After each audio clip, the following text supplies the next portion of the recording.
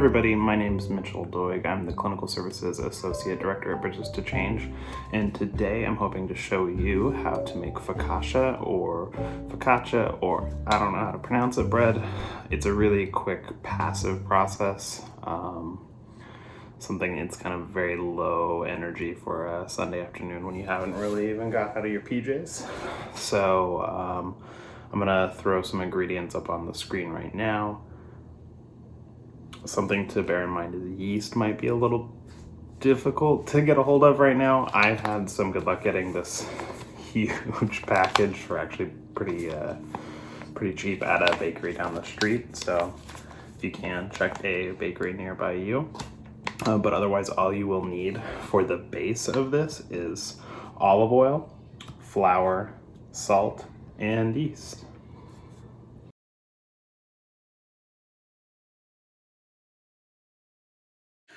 So the first step, so I have everything pre-measured, with the exception of the yeast. I always like to just make a mess too. I always like to just do 1 teaspoon to 1 cup of water, and then give that a good old stir. And then we're gonna come back after we've seen the yeast start to be active. We're gonna be looking for some bubbles. And then we'll mix 1 teaspoon of salt with 2 cups of flour, this 1 cup of water with the yeast in it. And then we'll be back.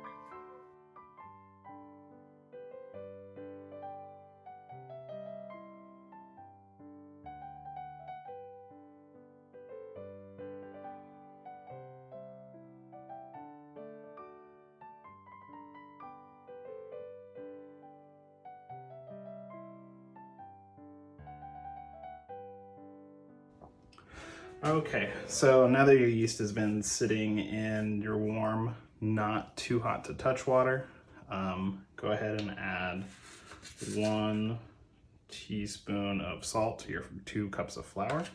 Add that to your large mixing bowl. Try not to make more of a mess. Something that I recommend for this is a wooden spoon. We're not going to be kneading the flour a ton, but this will help with mixing and just kind of making your life just a tad easier. Go ahead and stir that in and mix until all of the flour and water is combined. Something that can also make your life a little easier if you have it is a dough scraper, which we'll use once everything starts to kind of form in the middle and it gets a little bit harder to pull this flour off the edge.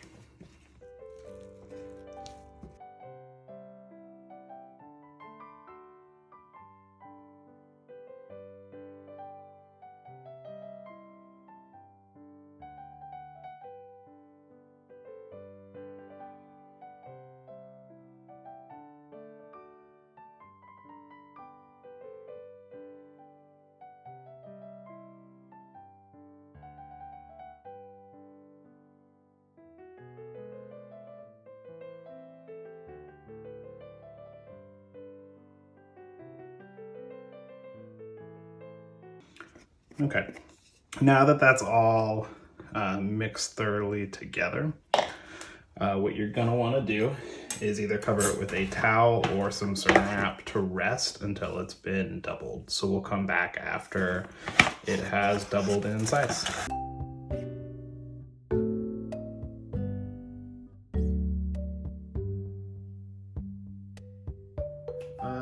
Now that you've showered, if you want to pan up a little bit to me, hey, I'm wearing actual clothes now that you might recognize me in. We need to deal with our dough and prep our roasted garlic if you're going to go that route.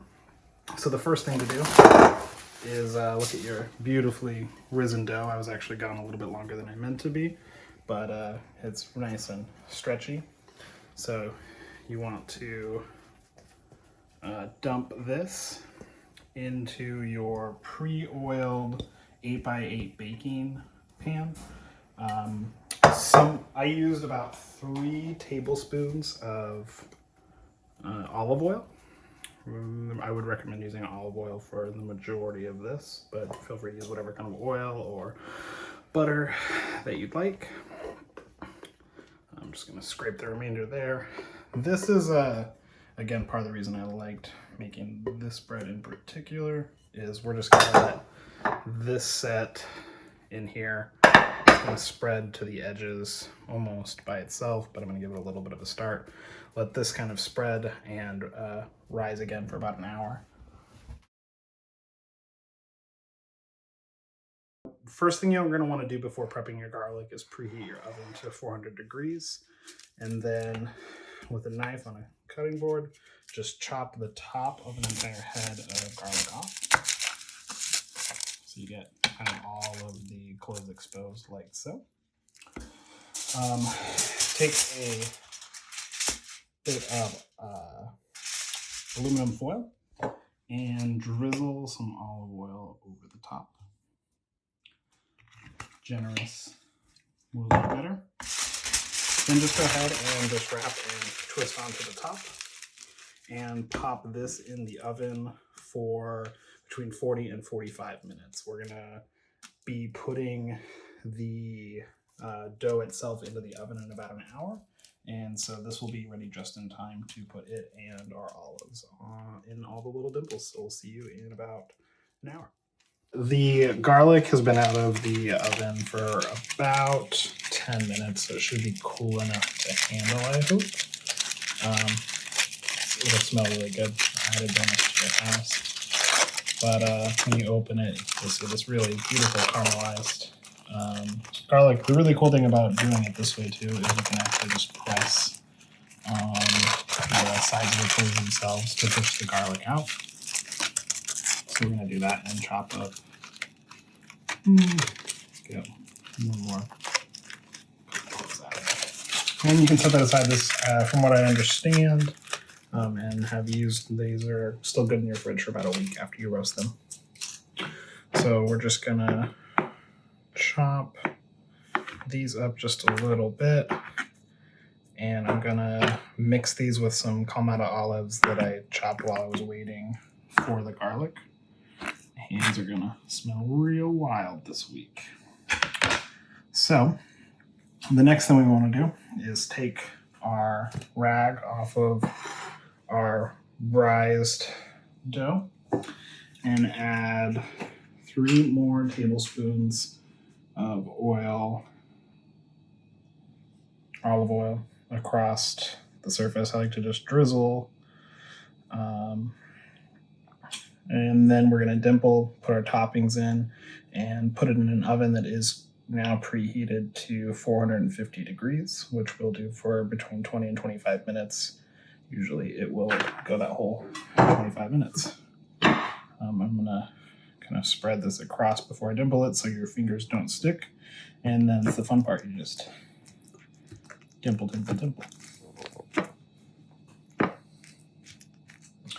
And then we're going to take our olives and roasted garlic and just kind of sprinkle those throughout, and then we'll press those in. There doesn't have to be any order. They'll be kind of cool surprises as we get in there. I'm also going to, after I rinse off my hands, add just a couple pinches of salt just for a little bit more flavor.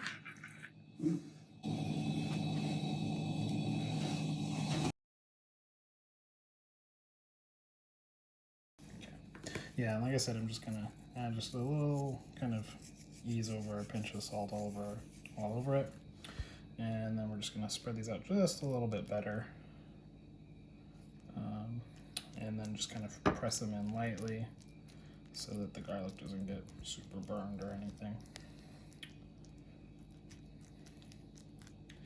And we'll see you again in about 20-25 minutes. Here we are 25 minutes later. The top is nice golden brown. You can kind of hear that it's not super dense in there. I'm gonna cut after I've popped this out onto a cutting board so we can do a nice slice and see how our bread came out. I hope you have just as much success with this recipe as I did.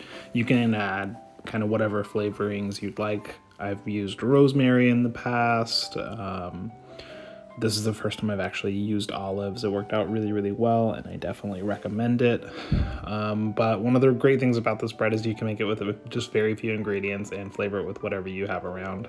Yeah, so have fun making bread and stay safe.